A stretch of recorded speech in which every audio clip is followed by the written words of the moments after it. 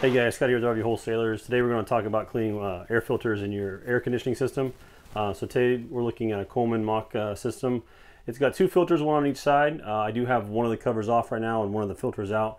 So basically, if you're taking out one of these systems, you pull your tabs on the edges, it'll pop the plastic part down, which will then reveal the filter the way it looks.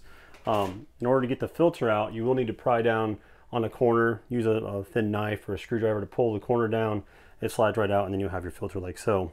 This one being brand new, obviously it's not dirty at all or anything like that.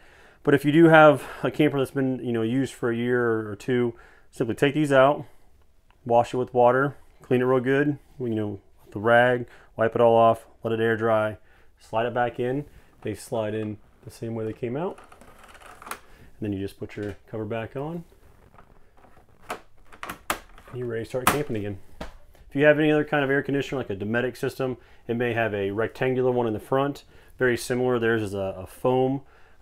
Same kind of deal. Rinse it out with water, wipe it off with a rag, let it air dry, stick it back in and let it dry, and you're ready to go.